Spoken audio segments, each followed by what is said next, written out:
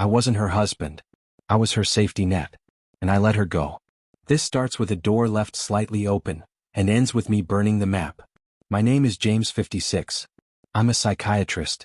I know the irony already. I've spent my entire life helping people work through their pain, their insecurities, their broken families, but I couldn't see the disaster in my own home until it was too late. I met my wife, Anna, 28, when she was my patient. Yeah, I know how that sounds. I crossed lines I swore I never would. She came from a brutal past, both parents dead young, raised by a cold aunt, bouncing between therapists until she landed in my office. She was fragile, vulnerable, full of scars, but also brilliant and full of life when she wanted to be. I should have kept my distance. Instead, she became my world. What started as treatment slowly shifted into something else. Long conversations, comfort, confessions, and eventually intimacy. At 52, after decades of failed relationships, I fell for her. And when she told me she loved me back, I thought I'd been given a second chance at life. My mom was skeptical, said it was too much of an age gap, too risky. My dad just said, "If she makes you happy, son, that's all that matters." My younger brother Matt teased me constantly, calling her my midlife crisis miracle. My sister Sarah, she just hugged me and said, "I hope she sees you the way you see her." I wanted to believe she did. For years I gave her everything. Trips, stability, a home, love like I'd never given before. I thought I'd pulled her out of darkness. I thought I'd saved her. But I was wrong. Because all I really did was build her a stage to perform on. And behind the curtain, she was already writing a script that would destroy me. It started small. Anna was always on her phone. I chalked it up to her being younger, more online than me. But then she started locking it. She'd take calls in the bathroom. Nights where she claimed she was at support group meetings stretched longer and later. I told myself I was paranoid. Hell, I'm a psychiatrist. I know how paranoia eats at people, how suspicion can poison relationships. I kept telling myself, "You're projecting, James. Don't destroy this with your own insecurities." But the gut never lies. One night, she left her laptop open on the kitchen counter while she showered. A notification popped up, a message preview from someone saved as E. It said, "Still thinking about last night? The way you gripped me, the way you couldn't stop moaning my name. God, Anna, I need more." I shouldn't have opened it. But I did. And once I started, I couldn't stop. There they were, hundreds of messages. Videos.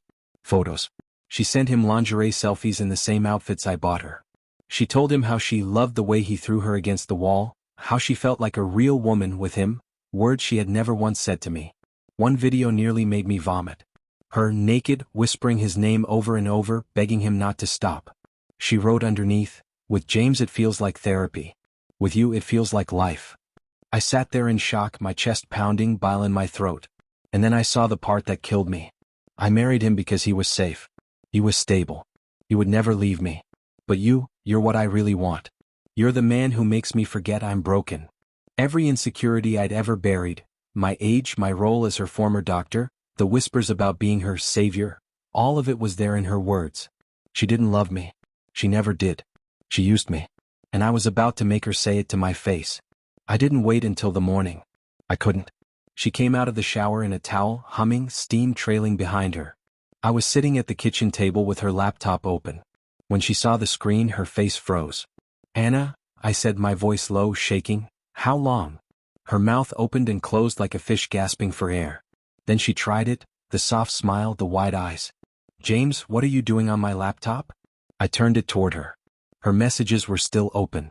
The selfies. The videos. The line about me being safe. Her towel slipped from her hand. She dropped to her knees on the tile with a thud. "James, please," she sobbed, crawling toward me, tears streaking her face. "It's not what you think." "Don't you dare," I snapped, standing so fast the chair screeched against the floor.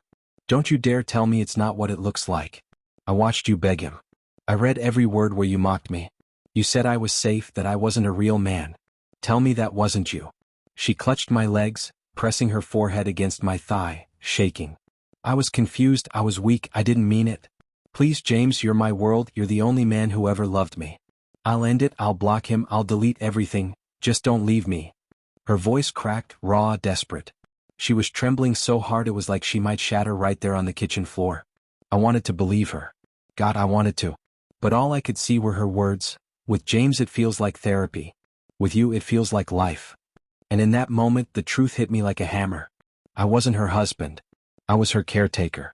Her safety net. The man she could always fall back on while she chased what she really wanted. And now she was on her knees again, not because she loved me but because she was terrified of losing the comfort I gave her. I pulled her hands off me one by one. "You didn't just betray me, Anna," I said coldly. "You erased me." She wailed, collapsing fully onto the floor, but I walked away, leaving her sobbing in the dark kitchen. That night I lay in the guest room, staring at the ceiling, while her sobs echoed faintly down the hall. I should have felt rage, but mostly I felt hollow. Sleep wouldn't come. Every time I closed my eyes, I saw her words burned into my skull. "I married him because he was safe. With James it feels like therapy. With you it feels like life." I thought about the first time we made love. How careful I was with her, how she clung to me like I was the only steady thing in her storm. I'd believed it meant something. That I was healing her. That I mattered. But now, I couldn't shake the image of her with him. Younger, stronger, throwing her against a wall, making her feel like a real woman. And me? Just the doctor who paid the bills. When I looked in the mirror the next morning, I saw every flaw magnified. The gray in my beard. The lines under my eyes. My body softened from years behind a desk. No wonder she wanted him. No wonder she mocked me. The humiliation was worse than the anger. At work I couldn't focus. Every colleague's glance felt like pity. Every patient's story about betrayal felt like it was mocking me. I wanted to scream at them, "You think you've been betrayed? Try having the woman you saved laugh about how you're not a real man." And then came the rage. I fantasized about revenge. About sending those videos to her few surviving relatives. About printing out her texts and mailing them to her friends, exposing the real Anna, not the tragic survivor, not the fragile beauty, but the liar begging on her knees for another man. One night, half drunk, I had an email drafted to her lover's wife, with every screenshot attached. My finger hovered over the send button, trembling. I wanted to watch his world collapse the way mine had. But I couldn't do it. Because even if I burned her down, I'd still be standing in the ashes. And still, the thought of her walking free, painting me as the controlling, boring old man while she played the misunderstood victim? That poisoned me more than anything. I thought the humiliation would stay inside the walls of my house. That if I kept my mouth shut, maybe no one would know. But betrayal leaks. It has a way of seeping into every corner of your life. It started with money. I was reviewing our joint account and noticed withdrawals I couldn't place. Hotels, restaurants, clothing boutiques in neighborhoods Anna had no reason to be in. Thousands gone. She hadn't just betrayed me with her body, she'd used my salary, my savings, my stability to pay for it. When I confronted her, she collapsed instantly, crying so violently she could hardly breathe. She slid to her knees on the rug, clutching at my hands. "James, I didn't mean to, he just wanted me to feel special and I was stupid, I'm so sorry, please I'll fix it, I'll pay it back, just don't tell your family, don't let them hate me too." That's when I knew. She wasn't begging for me. She was begging to keep her mask intact. And then came the whispers at work. Psychiatry is a small world. I'd catch colleagues pausing when I entered a room, their voices lowering. A friend in administration finally pulled me aside. "James, people are talking. About you, and Anna. Some are saying you crossed lines from the start and now she..." He didn't finish. He didn't need to. She wasn't just destroying our marriage. She was chipping at my career, my reputation, my identity. Patients looked at me differently, like they knew something, like they were wondering if I was the joke. At home, my family found out. My mom sobbed on the phone. My dad muttered, "She disgraced you. She disgraced all of us." My brother Matt offered to drive over and throw her things onto the lawn himself. My sister Sarah said she'd never trusted Anna's smile, that it always looked like a mask. When Anna realized I'd told them, she broke harder than I'd ever seen. Crawled across the floor, clung to my legs, snot and mascara streaking her face, whispering, "Please, James, please don't let them hate me, I'll do anything." But it was too late. They already knew. And for the first time, I wasn't the only fool in the room. I thought the betrayal was contained. That my family knew, I knew, and that was bad enough. But then I started to notice the looks. The way colleagues glanced at me in the hallway and quickly looked away. The pause in conversations when I entered a room. Even my patients, God help me, seemed to stare a little too long, like they were reading something in my face I didn't want them to see. One afternoon, during a staff meeting, a junior doctor leaned over and whispered, "Are you okay? I mean, with everything going on." I froze. "What do you mean?" She went pale, realized she'd said too much, and backtracked, mumbling something about stress. But the damage was done. They knew. Later that week, a colleague I'd considered a friend pulled me aside. James, people have been talking. About Anna. About her being seen with someone else. I figured you knew. I just stared at him. My throat went dry. You figured I knew, I repeated. And that's when the floor dropped out from under me. Everyone else had seen it. The red flags, the late nights, the whispered phone calls. They'd all guessed what was going on. I was the only one blind enough, or desperate enough, to believe in her. That night I sat in our living room staring at our wedding photo. Me grinning like a fool, her smiling like she'd pulled off the perfect trick. When she walked in and tried to curl up beside me, I couldn't even look at her. You've been laughing at me this whole time, I said quietly. Her face crumpled. She slid down to the floor at my feet, kneeling, her hands clutching at my knees. No, James, never, I swear. I love you, I was stupid, I made mistakes, but you're my world, please don't say that. But I could see it now. The marriage wasn't just broken. It had been dead for years. And I was the last man in the room to figure it out. Nights became unbearable. I'd lie in bed, staring at the ceiling, while Anna whispered apologies from the other room, her voice broken and pitiful. I couldn't sleep. Couldn't eat. Couldn't think without hearing her words in my head. With James it feels like therapy. With you it feels like life. And that's when the darkness crept in. I started fantasizing about payback. Printing out every screenshot and mailing them to her old friends, her professors, her distant relatives who still thought she was some fragile survivor in need of protection. Let them see who she really was, not a tragic soul, but a manipulative liar who begged for another man while spitting on the husband who saved her.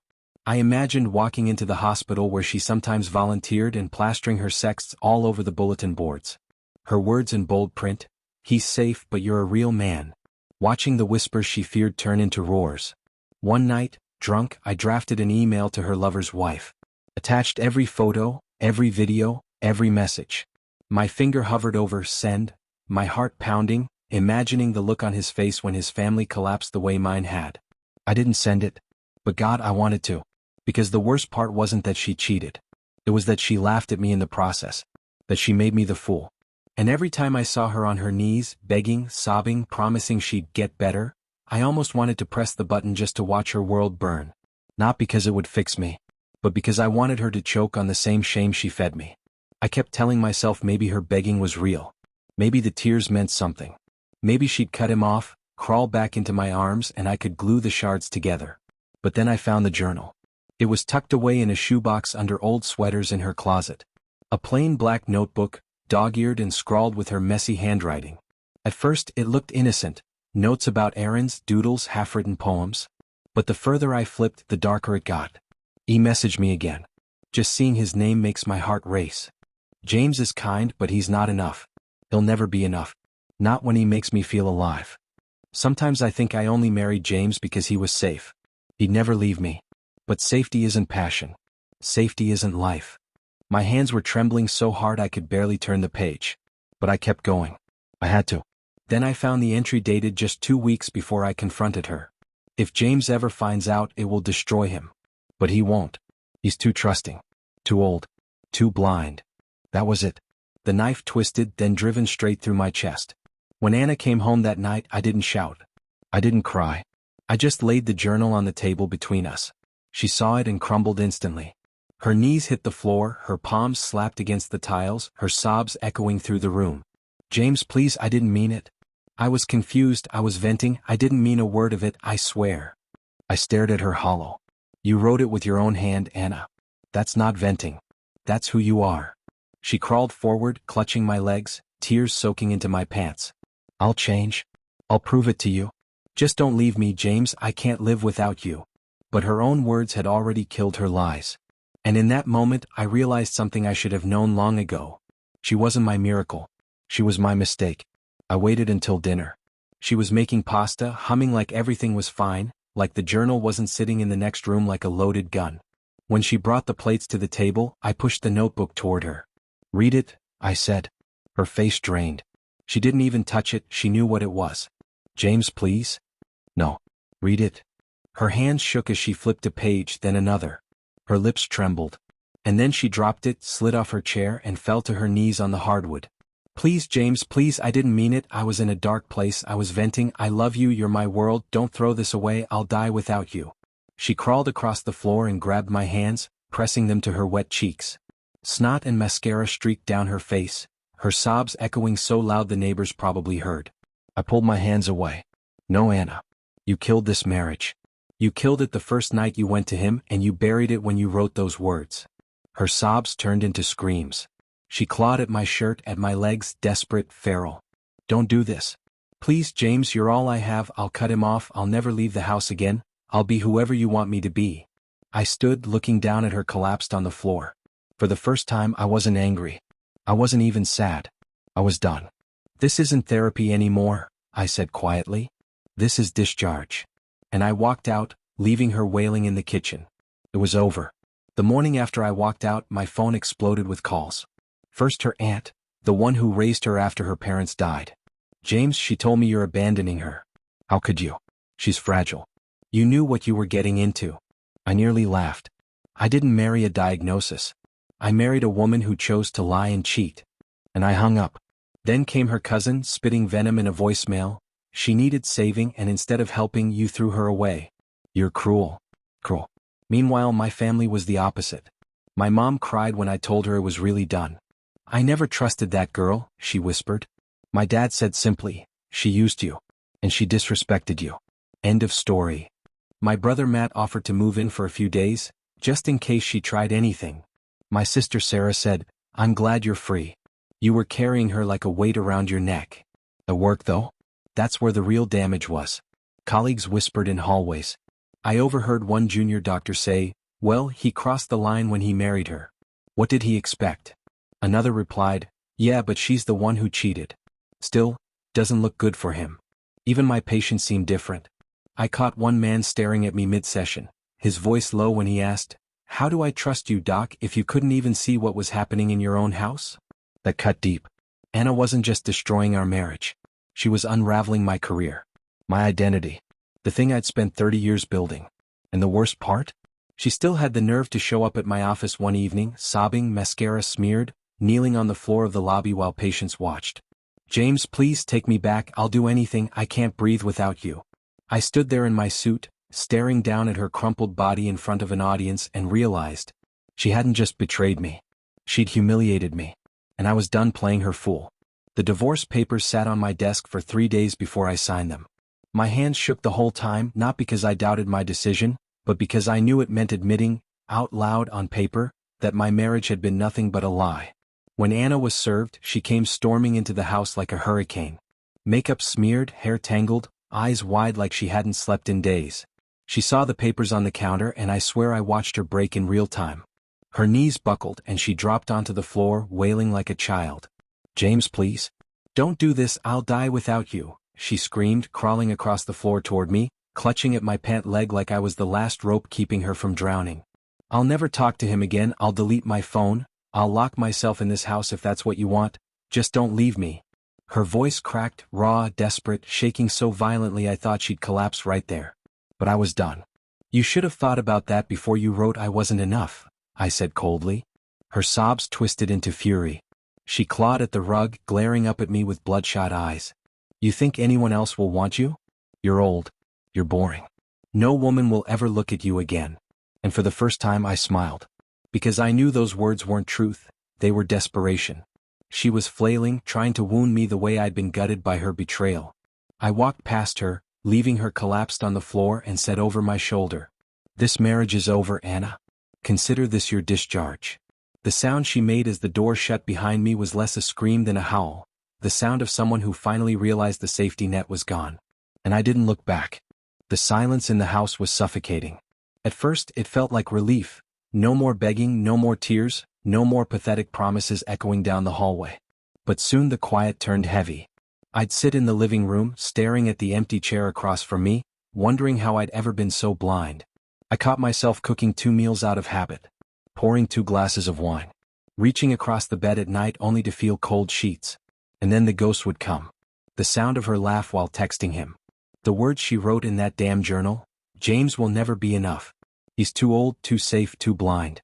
It broke me all over again. I started drinking more than I should have. Whiskey dulled the edge, helped me fall asleep, but mornings were brutal. Red eyes, pounding head, a mirror that reflected someone I barely recognized. Not the doctor, not the husband, just a man gutted by betrayal. My mom stopped by with casseroles I barely touched. My dad told me, "Son, sweat it out. Pain doesn't leave if you keep feeding it." My brother Matt dragged me to the gym, but I couldn't even finish 10 minutes on the treadmill without feeling like I'd collapse. My sister Sarah offered her spare room, said she didn't want me alone. But I kept making excuses. Because loneliness, as awful as it was, felt safer than pity. I wasn't grieving Anna anymore. I realized that much. I was grieving the man I thought I was with her, the one who believed he was enough for someone half his age, the one who believed he had saved her, the one who thought love could fix brokenness. That man was gone. And I had no idea who was left in his place. It was Matt who finally pulled me out of the house. He showed up one Saturday morning, pounded on the door until I answered in sweatpants and yesterday's whiskey breath, and tossed me a gym bag. "You're coming with me," he said. No arguments. He dragged me to a boxing gym. The smell of sweat and leather hit me the second we walked in. At first I laughed. I was too old, too tired, too broken for this. But the trainer didn't care. He handed me gloves and pointed at the heavy bag. "Hit it." So I did. What? Then again. Then again. Every punch was Anna's words. "You're safe. You're boring. You'll never be enough." I hit until my arms shook, my lungs burned, and my knuckles screamed. When I finally stopped, sweat pouring down my face, I realized for the first time in months, I wasn't thinking about her. I kept going back. Week after week, the bag took everything I couldn't say out loud. The anger, the shame, the humiliation. Slowly my body hardened. My mind cleared. I started sleeping again, real sleep, not whiskey-induced blackouts. On weekends, Matt and I took longer drives. Sometimes we'd stop at the coast, sit with coffee in silence, just listening to the waves. He didn't say much and he didn't need to. Just being there reminded me I wasn't as alone as I thought. For the first time since Anna's betrayal, I felt something flicker inside me. Not joy. Not peace. But possibility. I wasn't fixed. I wasn't healed. But I was moving. And that was enough.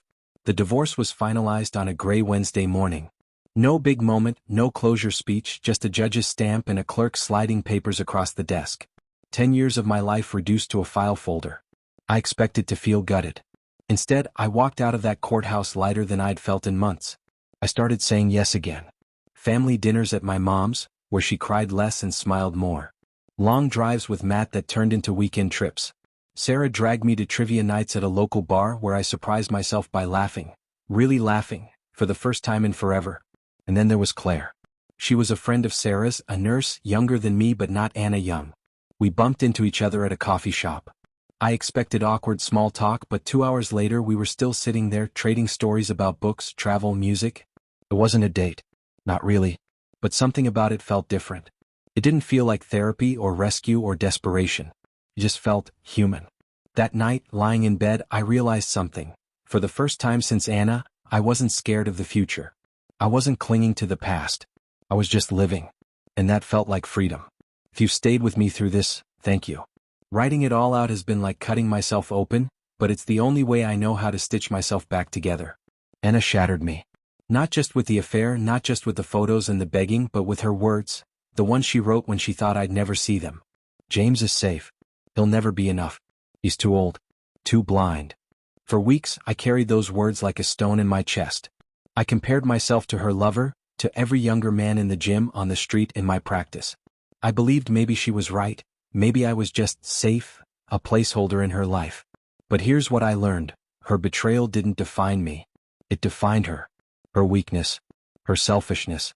Her inability to love the man who gave her everything. I fantasized about revenge. About humiliating her the way she humiliated me. And for a while, those thoughts were the only thing that got me through the nights. But I realized the best revenge isn't her pain. It's my freedom. Now, I ride, I box, I laugh with my family again. I've even sat across from someone new and realized I can feel alive without fear. I don't need to save anyone. I don't need to prove myself to anyone. I just need to live. So if you're reading this because you're where I was, broken, humiliated, convinced you'll never be whole again, listen to me. Their betrayal doesn't mean you weren't enough. It means they weren't strong enough to value you. Don't cling to someone who shows you who they are. Believe them the first time, and never forget, the sharpest revenge isn't exposing them. It's living a life they'll never touch again. Anna is gone. So is the man who believed he needed her to feel worthy. What's left is me. And for the first time in my life, that's enough. I have many other stories. Go to my channel, subscribe so you don't lose us. Give me a thumbs up.